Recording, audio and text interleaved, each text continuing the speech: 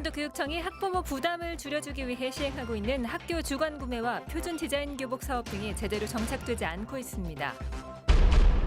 알펜시아 리조트 운영 문제가 해결 기미를 보이지 않고 있습니다. 매각 작업은 난항이고 야심차게 추진했던 면세점 사업도 위기를 맞고 있습니다. 도내 농민단체들이 강원도와 춘천시가 대기업과 협업해 조성하기로 한 스마트팜 밸리 조성 사업 추진을 즉각 중단하라고 촉구했습니다. 남북교류협력 의제 발굴을 위한 에너지 자원 분야 심포지엄이 오늘 열려 강원도의 선제적 대응 방안을 논의했습니다.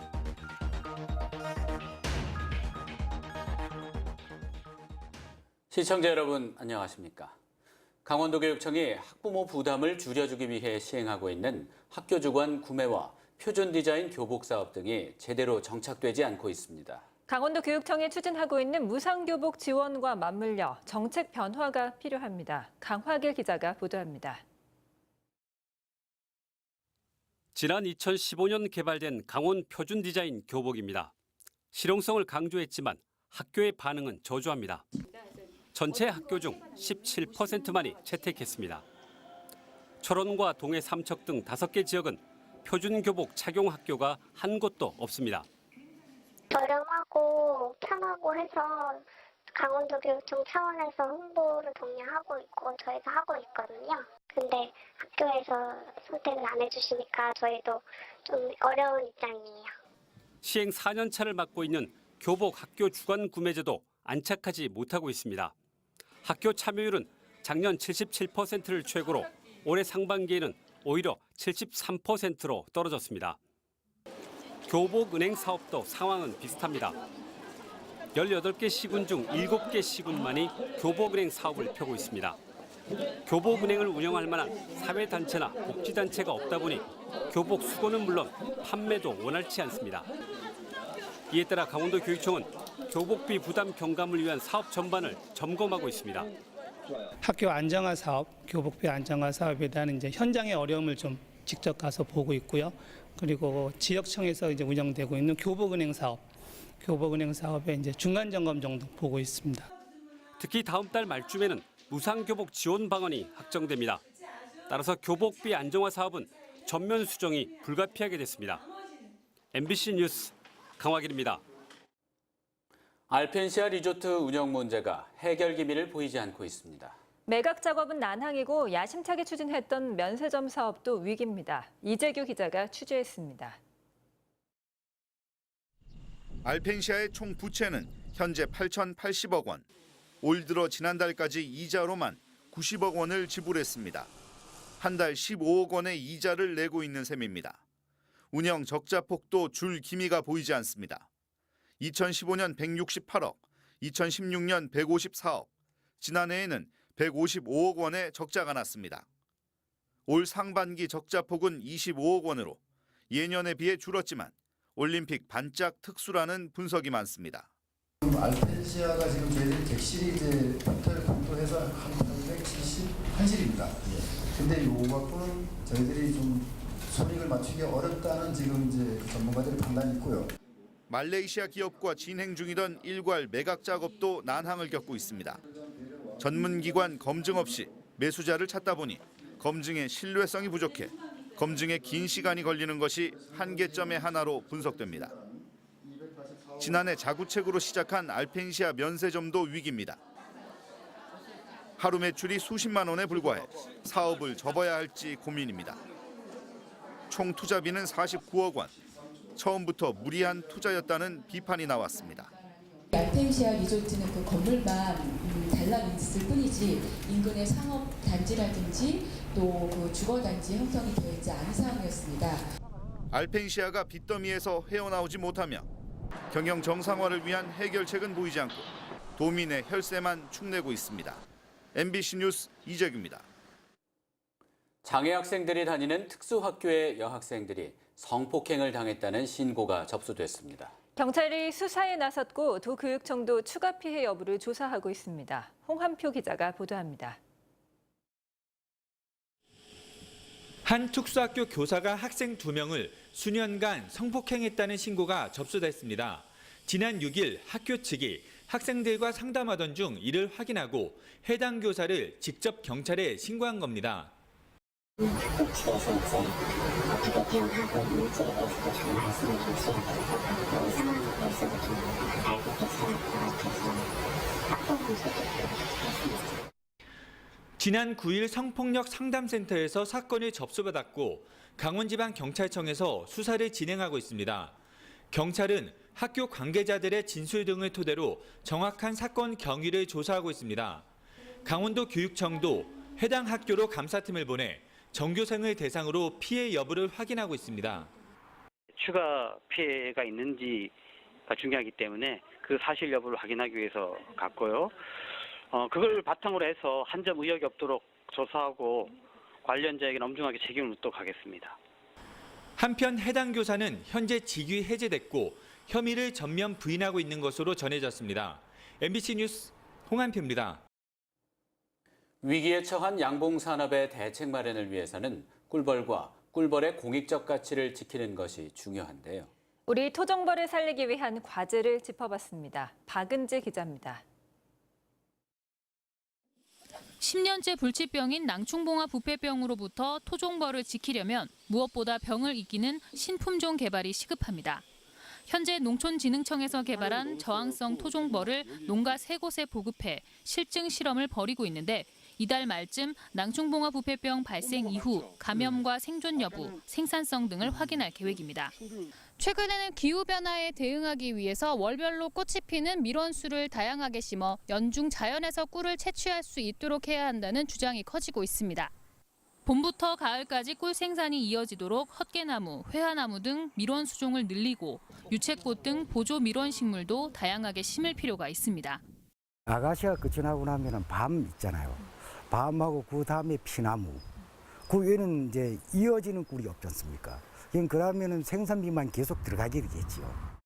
꿀을 따는 기간과 양이 늘어나면 벌 먹이로 주는 수입산 화분이나 설탕 등의 사용을 줄이는 효과도 있습니다. 꽃이 기간이 짧다 보니까 꿀의 품질도 좀 떨어지게 돼 영향을 받겠죠.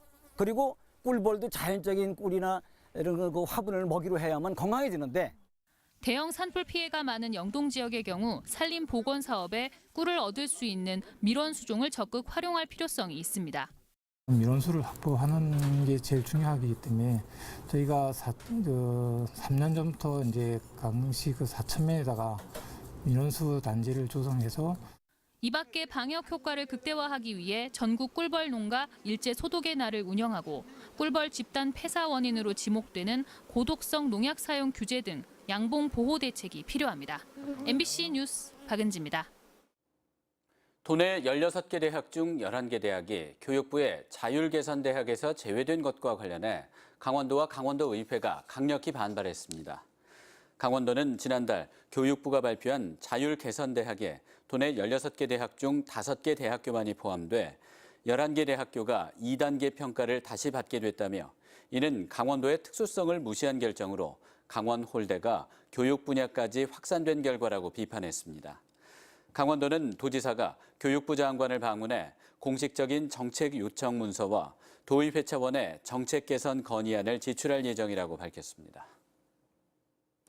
민병희 강원도 교육감이 강원 외고의 일반고 전환에 부정적인 입장을 밝혔습니다. 민 교육감은 오늘 기자간담회에서 최근 강원 외고가 감사원과 교육청에 현재 양국은 재단 체제에서 사립학교 재단으로 전환하고 차후 공립화하는 방향을 담은 합법적 운영을 위한 기본 계획서를 제출하며 일반고 전환을 요청했다고 말했습니다.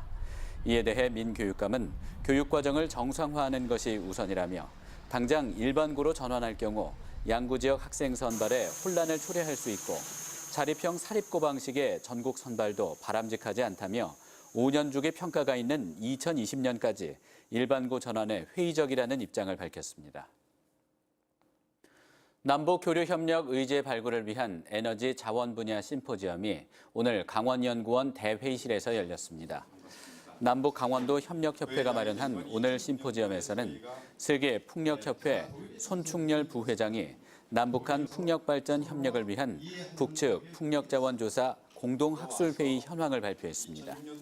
또한 각계 전문가들은 북한의 풍력자원 잠재력과 남북한 에너지자원 협력에 대한 강원도의 선제적 대응 방법과 의견을 나눴습니다.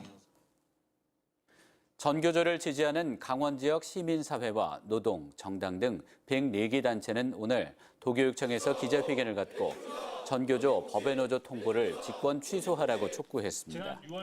이들 단체는 지난 6월 고용노동부 장관이 전교조의 법외노조 통보 취소 조치를 추진해보겠다는 입장을 청와대가 하루 만에 뒤집었다며 문재인 정부를 비판했습니다.